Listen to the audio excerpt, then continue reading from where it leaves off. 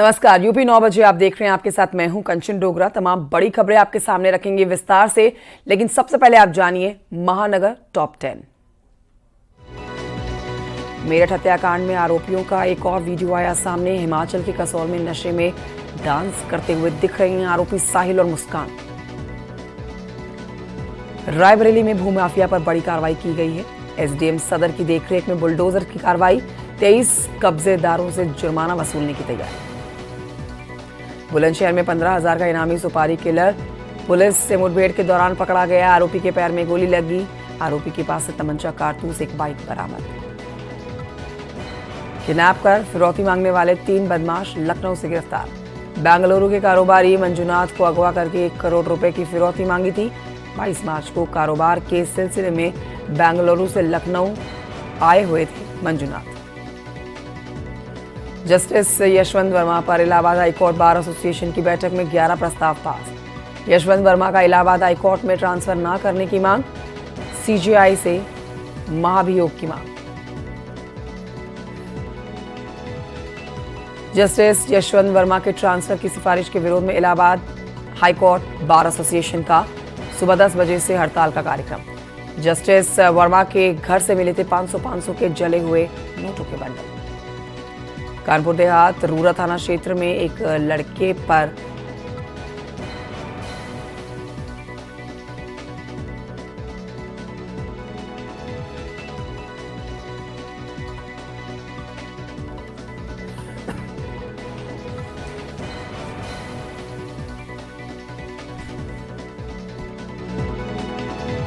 और आइए खबरें आपको विस्तार से दिखाते हैं। सबसे पहले बात करते हैं वाराणसी में ज्ञानवापी पर जगत गुरु रामभद्राचार्य ने एक बड़ा बयान दिया है। उन्होंने कहा है कि जब तक ज्ञानवापी नहीं मिलता वो चुप नहीं बैठेंगे। इसके अलावा काशी में मुगलों के नाम पर रखे हुए मोहल्लों के नाम बदलने की जगत गुरु रामभद्राचार्य मांग कर रहे हैं। ये बड़ी जानकारी आपको दे रहे हैं। ये बड़ा बयान उनकी तरफ से दिया गया है। जगत गुरु रामभद्राचार्य ने कहा है कि वो इस विषय पर पीएम मोदी से बात करेंगे। मनुस्मृति विवाद पर जगत गुरु रामभद्राचार्य का ये बयान। उन्होंने मनुस्मृति पर चर्चा के लिए चुनौती भी दी है। आपको सुनाते हैं क्या कुछ कहना है रामभद्राचार्य का। और सभी शास्त्रों पर यथासंभव अधिकार प्राप्त किया कि काशी तो मेरी विद्या जन्मभूमि है। अहम प्रकामम प्रसीदामि काशी में आगत्य। गुरुजी, काशी में ये मांग हो रही है कि काशी में जो मुगल आक्रांताओं के नाम पर जो नाम रखे गए थे मोहल्लों के, उनको बदलकर सनातन नाम रखा। बिल्कुल, मैं इस पर पूर्ण प्रसन्न हूँ और तब तक मेरा संघर्ष नहीं विराम लेगा जब तक ज्ञानवापी हमें नहीं मिल जाती। ज्ञानवापी के अलावा कई मोहल्ले ऐसे हैं, सबका नाम बदलना पड़ेगा जी। आप ये मांग करते हैं सरकार से कि सबका नाम बदलना चाहिए? निश्चित। मोदी और सभी शास्त्रों पर यथासंभव अधिकार प्राप्त किया। मनुस्मृति के बारे में कि मैंने 1 महीने व्याख्यान दिया, क्या नाम, कुंभ में, और कह दिया था कि जिसकी माँ ने शुद्ध दूध पिलाया हो वो मुझसे चर्चा करे। मनुस्मृति का एक भी अक्षर राष्ट्र विरोधी नहीं है।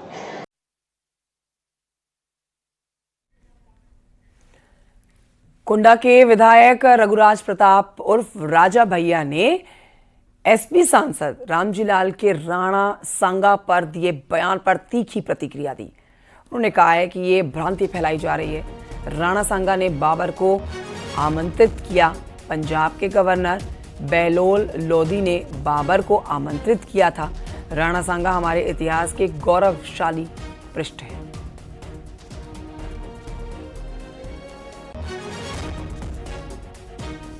अगर हम 10 वीर महापुरुषों के नाम लें या किसी भी बालक से, किसी भी इतिहास के छात्र से आप पूछिएगा तो उसमें एक नाम राणा सांगा का होगा। ये भ्रांति फैलाई जा रही है कि राणा सांगा ने बाबर को आमंत्रित किया। ये पूरी तरीके से गलत है। सच्चाई ये है कि बहलोल लोधी जो पंजाब का गवर्नर था उसने बाबर को आमंत्रित किया, और इब्राहिम लोधी को तो 3 बार राणा सांगा शिकस्त दे चुके थे, मात दे चुके थे युद्ध में। और हमारे गौरवशाली इतिहास का एक स्वर्णिम पृष्ठ है राणा सांगा।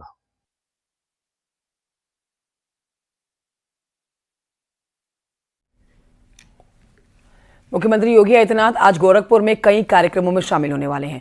सरकार के 8 साल पूरे होने पर 25 से 27 मार्च तक राज्य के सभी जिलों में कार्यक्रम मनाया जाने वाला है। विकास उत्सव कार्यक्रम मनाया जाने वाला है, जिसका शुभारंभ आज सीएम योगी करेंगे। आज सीएम योगी इस कार्यक्रम का शुभारंभ करने के साथ ही एक प्रेस कॉन्फ्रेंस भी करने जा रहे हैं। जनता को संबोधित भी करेंगे आज मुख्यमंत्री योगी आदित्यनाथ।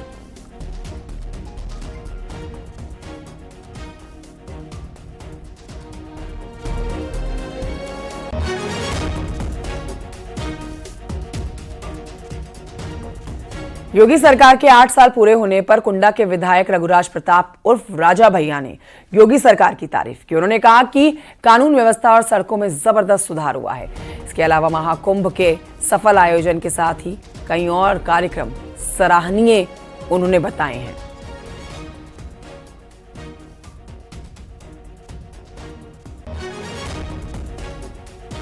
तो राजा भैया जो कि योगी सरकार की तारीफ कर रहे हैं, 8 साल हो गए हैं पूरे योगी सरकार के कार्यकाल को। और देखिए, ऐसे में बड़े स्तर पर पूरे प्रदेश भर में सप्ताह भर के लिए कार्यक्रम तो चलाएंगे ही, लेकिन अब सरकार के जो चेहरे हैं, या फिर आप कहिए कि कुछ ऐसे चेहरे जो सरकार की तारीफ कर रहे हैं, वो विपक्ष में भी देखे जा रहे हैं। लेकिन राजा भैया का बयान आपको बता रहे हैं, योगी सरकार के 8 साल को बेमिसाल बता रहे हैं। और कई कार्य योगी सरकार में ऐसे हुए हैं जो पहले सिर्फ सोचे जाते थे, लेकिन धरातल पर होते हुए देखे नहीं जाते थे, लेकिन योगी सरकार में वो कार्य हो कर रहे हैं। बहुत से कार्य सरकार में सराहनीय हुए हैं। यहाँ पे ये भी बता दें कि हम सरकार का अंग नहीं हैं और सरकार के साथ गठबंधन में नहीं है। एक निष्पक्ष अपनी हम राय दे रहे हैं कि बहुत सी चीजों में सुधार हुआ है, कानून व्यवस्था हो, सड़कें हों, और अभी हाल में ही संपन्न हुआ महाकुंभ का पर्व हो, तो ये बड़े सराहनीय कार्य रहे हैं सरकार के।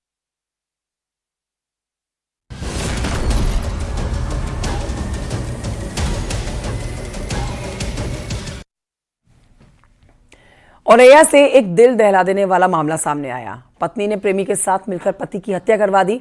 आरोपी पत्नी ने प्रेमी के साथ मिलकर किलर को 2 लाख रुपए की सुपारी दी है, मौत के घाट अपने ही पति को उतारने के लिए। 1 लाख रुपए एडवांस में दिए गए थे, जिसके बाद दिलीप की हत्या कर दी गई थी। पुलिस ने इस हत्याकांड का खुलासा करते हुए पत्नी, उसका प्रेमी और सुपारी किलर गिरफ्तार कर लिया है। 5 मार्च को दिलीप की शादी प्रगति यादव से हुई थी, लेकिन शादी के महज 15 दिन के बाद ही 19 मार्च को दिलीप की हत्या की योजना बना ली गई। 19 मार्च को सहार थाना क्षेत्र में खेत में दिलीप गंभीर हालत में मिला, जिसके बाद उसे अस्पताल में भर्ती कराया गया। 3 दिन बाद इलाज के दौरान उसकी मौत हो गई। जांच में सामने आया कि प्रगति का प्रेमी अनुराग यादव उसी के गांव का रहने वाला था। दोनों का 4 साल से प्रेम संबंध था। परिवार इस रिश्ते के खिलाफ थे और इस रिश्ते को शादी में तब्दील नहीं करना चाहते थे, इसीलिए प्रगति की शादी दिलीप से करवा दी गई। ऐसे 15 दिन के अंदर ही पत्नी ने अपने पति की मृत्यु करवा दी।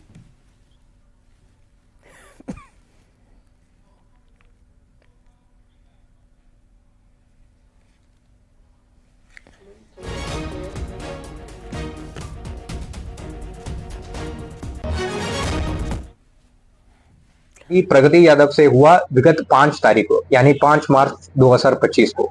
अनुराग यादव और प्रगति यादव एक ही गांव का रहने वाला था और विगत 4 साल से गहरा प्रेम में था।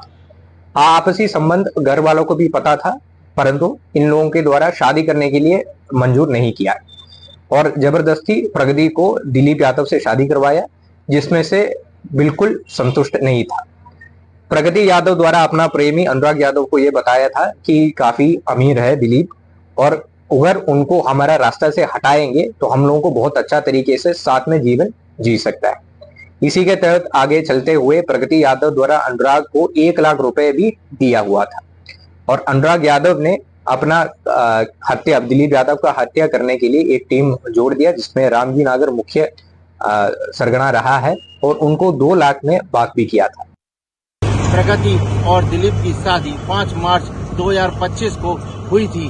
हालांकि प्रगति के प्रेम प्रसंग अनुराग यादव से पहले से चल रहे थे, जिसकी जानकारी परिवारीजनों को थी, लेकिन परिवारीजनों ने उसकी शादी दिलीप यादव से करवा दी। 19 तारीख को दिलीप यादव गंभीर अवस्था में खेतों में मिला था, जिसे पुलिस ने अस्पताल में भर्ती करा दिया। हालांकि दिलीप की मौत 3 दिन बाद अस्पताल में हो गई थी।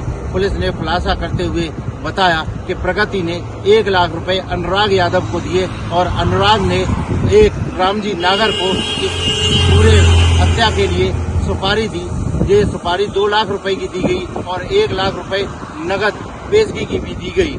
हालांकि पुलिस ने तीनों आरोपियों को गिरफ्तार करके जेल भेज रही है। देवेंद्र चौहान, न्यूज 18 औरैया। बढ़ते हैं आगे, आपको बताते हैं मेरठ के सौरभ मर्डर केस में एक नया वीडियो सामने आया है। वीडियो हत्या के बाद का बताया जा रहा है, जब सौरभ का मर्डर करके मुस्कान और साहिल हिमाचल चले गए थे। ये तब का वीडियो आप देख रहे हैं और देखिए, बिना किसी डर के, बिना किसी शर्म के इसमें होली का जश्न मनाते हुए दोनों नजर आ रहे हैं। वीडियो सामने आया है हिमाचल के कसौल का। ये वीडियो बताया जा रहा है जहाँ पर उन्होंने 6 दिन बिताए थे। मुस्कान और साहिल एक होली पार्टी में डांस करते हुए देखे गए।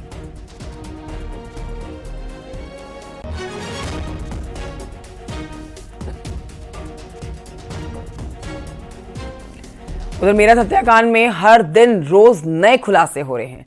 पुलिस लगातार एक के बाद एक खुलासे कर रही है। अब खबर है कि सौरभ हत्याकांड में शामिल मुस्कान नशे का इंजेक्शन लेती थी। मुस्कान के हाथों में इंजेक्शन्स के निशान भी मिले।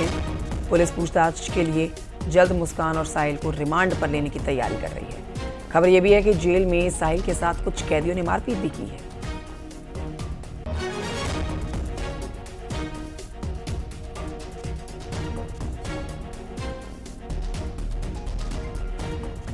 कुशीनगर से खबर, जहां पर एक तरफा प्यार में सरफेरा आशिक जिसने 18 साल की लड़की पर एसिड फेंक दिया है।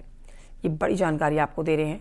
मामला बिशनपुरा थाना क्षेत्र के गांधी चौक का है। आरोपी चंदन छत के रास्ते घर में घुसा, खाना बना रही लड़की पर एसिड फेंककर फरार हो गया। बुरी तरह से झुलस चुकी लड़की को गोरखपुर मेडिकल रेफर किया गया है। पुलिस ने लड़की के परिजनों से मुलाकात करके अब उसी की तहरीर पर आरोपी के खिलाफ केस दर्ज किया है। टीम गठित कर दी गई है। पुलिस आरोपी की तलाश में लगी हुई है। क्षेत्र में वार्ड नंबर 10 में रहने वाली एक लड़की के ऊपर गांव के ही एक युवक चंदन कुमार पुत्र बेचू के द्वारा घर में आकर एक ज्वलनशील पदार्थ डाल दिया गया था। लड़की को उपचार हेतु CHC दुधई लेकर जाया गया। बाद उपचार लड़की को जिला चिकित्सालय कुशीनगर भेज दिया गया है। लड़की की स्थिति सामान्य है। पर इस प्रकरण में परिवारजनों की ओर से प्रस्तुत तहरीर पर सुसंगत धाराओं में अभियोग पंजीकृत है। और ये बढ़ते हैं आगे, इस वक्त की खबर आपको बताते हैं बड़ी, जो कि कानपुर से आ रही है। कानपुर से बड़ी खबर, जहां पर जूनियर वर्क मैनेजर के पाकिस्तानी एजेंट को गोपनीय सूचना भेजने का मामला सामने आया है। ATS की टीम ने यहां पर डेरा डाला हुआ है। सोर्सेज बता रहे हैं ATS की रडार पर कई कर्मी हैं। 19 मार्च को ऑर्डिनेंस फैक्ट्री में प्रोडक्शन डिवीजन में जूनियर वर्क मैनेजर कुमार विकास को गिरफ्तार किया गया था।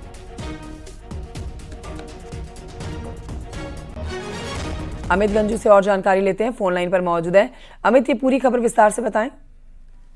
देखिए कंचन जी, मैं आपको बताना चाहूंगा, ये पूरा मामला कानपुर के ऑर्डिनेंस फैक्ट्री से जुड़ा है, जहां जूनियर वर्क मैनेजर को 19 तारीख को पुलिस ने गिरफ्तार किया। तब तक कोई नहीं जानता था कि वास्तविकता थी क्या।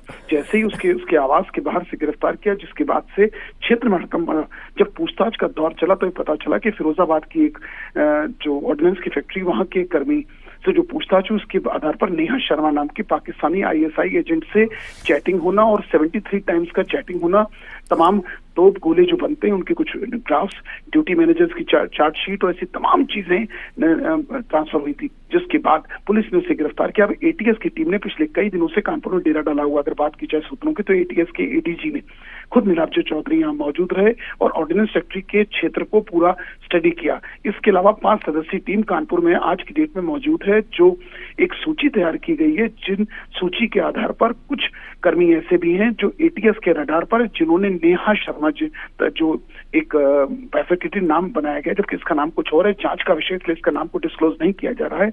नेहा शर्मा दिया जा रहा है वो महिला, ये बिल्कुल स्पष्ट बात है। उस महिला के द्वारा दिए गए तमाम प्रलोभन का भी जिक्र हुआ है। इसमें कई कर्मचारियों के और नाम सामने भी आ सकते हैं। अगर बात की जाए सूत्रों की, तो एटीएस की 5 सदस्यीय टीम ने एक सूची तैयार की जिसमें 9 कर्मचारी अधिकारियों के नाम सामने आए। इन अधिकारी कर्मचारियों से जल्द पूछताछ हो सकती है। एटीएस की टीम जिस प्रकार से यहाँ एडीजी के नेतृत्व में कल बैठक चली और 50 मिनट ज्यादा एडीजी ने यहाँ अपनी टीम को गाइडलाइंस दिए, क्या दिशा निर्देश दिए, ये एक जांच का विषय है। लेकिन इन सब के बीच उन लोगों पर अब शिकंजा कसने वाला है जिन्होंने भारत में रहकर भारत के साथ गद्दारी शब्द गलत नहीं होगा करने का प्रयास किया। उन लोगों पर भी अब गाज गिरना तय माना जा रहा है जिन लोगों ने इस कुमार विकास की मदद की है, क्योंकि कानपुर देहात के रहने वाले कुमार विकास जिस पद पर है वो बड़े एक गोपनीय विभाग में थे। उस गोपनीय विभाग के कागजों का व्हाट्सअप करना, उनकी चैटिंग को के माध्यम से जब मालूम चला कि गोला बारूद, फ्रिंगल स्प्रिंग्स और यहाँ तक कि जो आर्म्स एंड एम्यूनिशन का जो एक पूरा चार्ट बनता है, उस चार्ट की फोटोकॉपी उस नेहा तक कैसे पहुंची, सी तमाम चीजें हैं जिससे पर्दा उठना बाकी, मगर इन सब के बीच एटीएस की जांच जारी है। बहुत शुक्रिया आपका अमित गंजू जानकारी के लिए।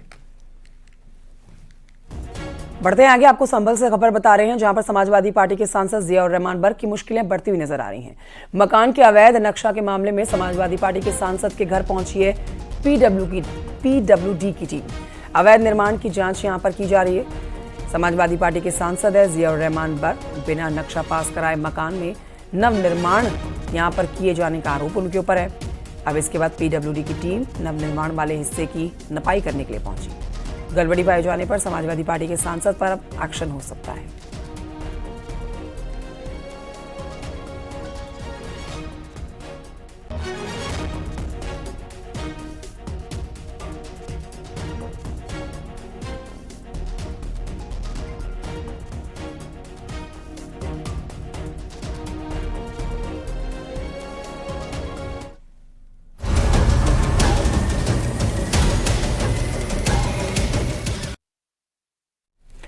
संभल में जामा मस्जिद के सदर जफर अली की गिरफ्तारी और आज जो नेजा मेला लगना था उसके ना लगने के बाद जहां पर संभल में कोई अप्रिय घटना ना घटे, तो यहां पर भारी संख्या में हाई अलर्ट जारी करते हुए पुलिस फोर्स की तैनाती की गई है। इसी वजह से आप देख सकते हैं कि कल शाम से ही यहां पर फ्लैग मार्च भी निकाला जा रहा है। ये मार्च संभल शहर के सभी संवेदनशील इलाकों से गुजरते हुए समाजवादी पार्टी के सांसद जियाउर रहमान बर्क के इलाके से भी निकला है। इस बार संभल में सैयद सालार मसूद गाजी की याद में लगने वाला नेजा मेला आयोजन इसका नहीं हो रहा है, अनुमति नहीं मिली है। इसी को देखते हुए यहाँ पर भारी मात्रा में सुरक्षा बलों की तैनाती की गई है। पुलिस के अधिकारी ने पिछले दिनों साफ कर दिया था कि कमेटी के यहाँ पर जब लोग मेला लगाने की इजाज़त मांगने आए थे तो 2 टूक कहा गया था कि इस बार मेला नहीं लगेगा। नेजा मेले को लेकर लगातार विवाद चल रहा है। संभल में भारी पुलिस फोर्स की तैनाती की गई है, 7 कंपनी लैब एक्शन फोर्स की तैनात की गई है। हर एक चौक चौराहों पर आपको पुलिस बल की तैनाती देखने को मिलेगी।